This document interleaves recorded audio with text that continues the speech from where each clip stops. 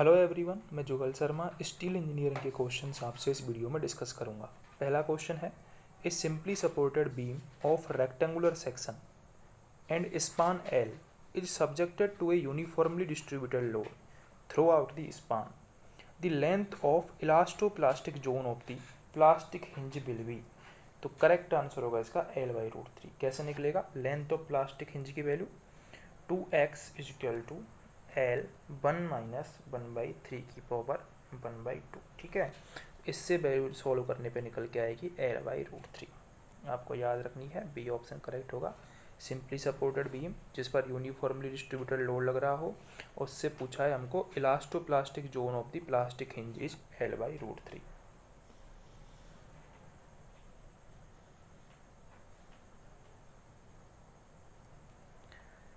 लग एंगल्स, ये important question है, आ सकता है आपके एग्जाम में। लग एंगल्स किस लिए काम में आते हैं? लग एंगल्स लेंथ को रिड्यूस करने के लिए काम में आते हैं।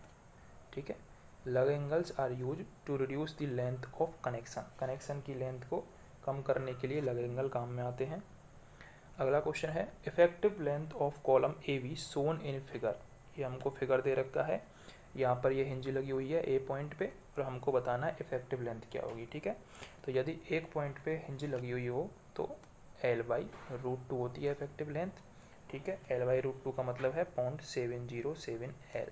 ठीक है, यदि एक तरफ से फ्री होता तो 2L होती इफेक्टिव लेंथ, ये भी आपको पता होना चाहिए। यदि दोनों तरफ से हिंज होता तो केवल L होती, यदि दोनों तरफ से फिक्स होता तो L/2 होती। ये चारों आपको याद रखनी है। अगर एक एंड फ्री हुआ तो 2L, दोनों हिंज हुए तो L, यदि एक एंड हिंज हुआ तो L/√2 और यदि दोनों एंड फिक्स्ड हुए तो L/2। ये चारों चीज़ आपको याद रखनी है, आ सकती हैं एग्जाम में। अगर आप चैनल पर नए हो तो सब्सक्राइब जरूर कर दें। The angle of dispersion of a concentrated load on the flange to the back plate of a steel beam is. हमसे पूछा है एंगल ऑफ डिस्पर्सन। तो एंगल ऑफ डिस्पर्सन होता है 60 degree with the vertical and 30 degree with the horizontal.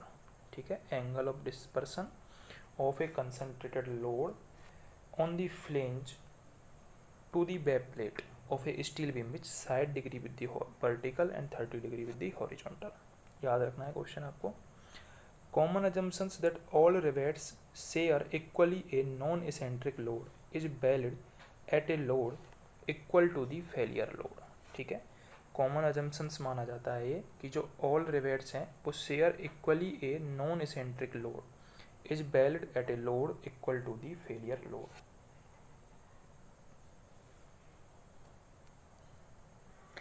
Eight the location of plastic hinge, plastic hinge की location पे options हैं। Radius of curvature infinite होती है, कर्वेचर इनफाइनाइट होती है, मोमेंट इनफाइनाइट होता है, फ्लेक्चुरल स्ट्रेस इनफाइनाइट होती है। तो करेक्ट आंसर है इसका कर्वेचर इनफाइनाइट होती है। ठीक है, और जो रेडियस ऑफ कर्वेचर होती है वो 0 होती है। दोनों चीज़ आपको याद रखनी है, क्वेश्चन में कैसे भी ऑप्शन आ सकता है।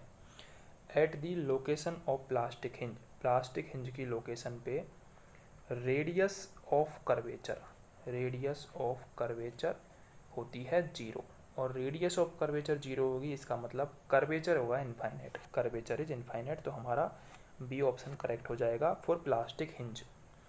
For an I beam the safe factor is 1.12। I beam के लिए सेफ फैक्टर दे रखा है हमको, फैक्टर ऑफ सेफ्टी दे रखी है 1.5 और हमसे पूछा क्या है? हमसे पूछा है लोड फैक्टर, यदि अलाउबल स्ट्रेस को 20% बढ़ा दिया गया है तो। ठीक है, तो लोड फैक्टर पूछा है। लोड फैक्टर का फॉर्मूला आपको पता होना चाहिए। लोड फैक्टर, लोड फैक्टर बराबर होता है सेफ फैक्टर, लोड फैक्टर बराबर होता है safe factor into factor of safety.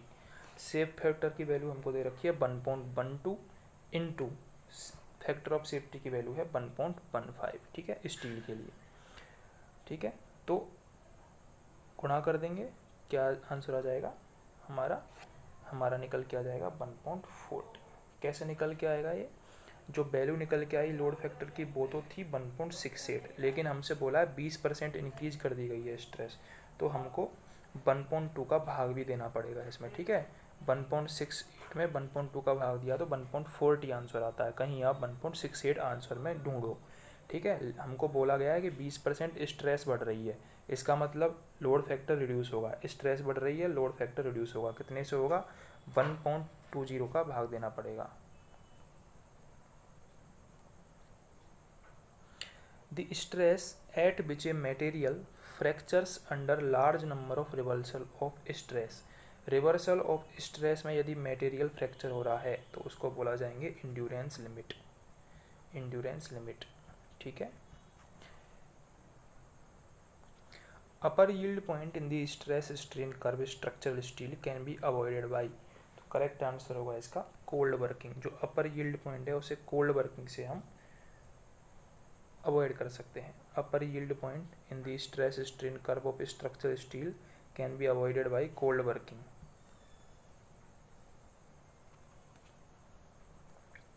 The allowable shear stress in stiffened webs of mild steel beams decreases with allowable shear stress in stiffened web of mild steel beams decreases with options हैं decrease in the spacing of the stiffeners, increase in the stiffeners spacing। तो B option correct होगा।